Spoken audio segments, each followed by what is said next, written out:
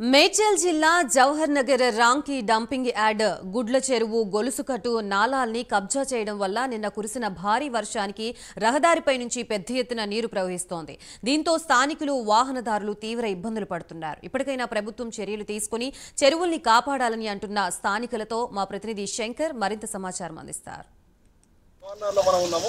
ఇక్కడ dumping yard తోటి అనేక సమస్యలు ఉన్నాయన్న సంగతి మన అందరికీ తెలిసిందే. గతంలో కొన్ని రోజుల నుండి డంపింగ్ యార్డ్ పై మనం ప్రైమ్ లైన్ లో డిబేట్ పెడుతున్నప్పటికీ కూడా రామ్కి యాజమాన్యం కానీ జిహెచ్ఎంసీ అధికారులకు కానీ ఎటువంటి చర్యలు అయితే లేదానికి నిదర్శనంగా అనిపిస్తుంది.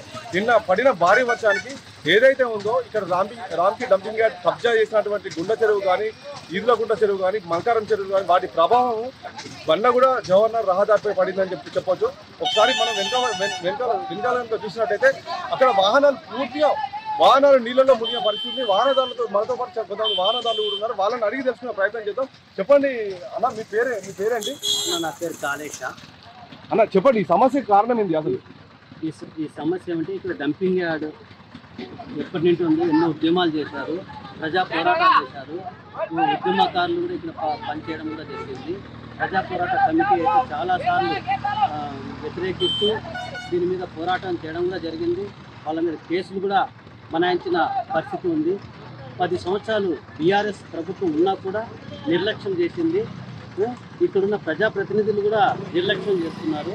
అంతేకాకుండా ఇప్పుడు మన రేవంత్ రెడ్డి గారు అయితే ప్రతి చోట హైడ్రా తీసుకొచ్చి ప్రతి చోట భూ కబ్జాదారులను కావచ్చు, ఎవరైతే కబ్జా చేస్తూ ఇలా ఇష్టం వచ్చినట్టు అధికారులు సహకరిస్తూ రాస్తున్న వాళ్ళ మీద ఒక హైడ్రా ప్రవేశపెట్టారు కనుక ఇక్కడ కూడా పూర్తి న్యాయం జరుగుతుందని మాకు రేవంత్ రెడ్డి గారి మీద పూర్తి నమ్మకం కలుగుతున్నది.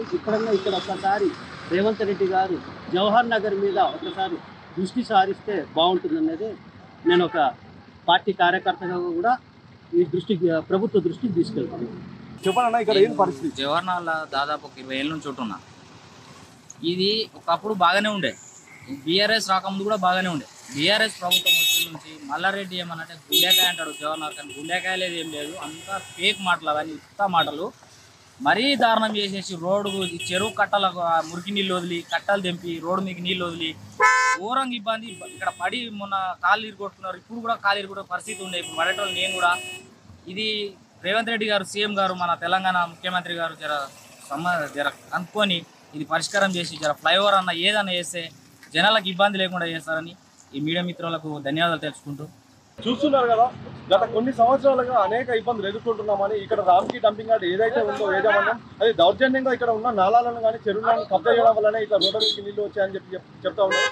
అదే కాకుండా ప్రస్తుతం మన సీఎం రేవంత్ రెడ్డి ఏదైతే హైడ్రో నిర్మించారో అది బయట ఉన్న ప్రాంతాల్లో కాదు, ఒకసారి జవహర్ దృష్టి పెట్టాలని చెప్పి ఈ యొక్క చెరువులను ఏదైతే కబ్జా చేసి రామ్కి డంపింగ్ యార్డ్ దౌర్జన్యంగా వ్యవహరిస్తుందో ఈ రామ్కి డంపింగ్ యార్డ్ పైన కూడా చర్యలు తీసుకోవాలని కోరుతా ఉన్నారు.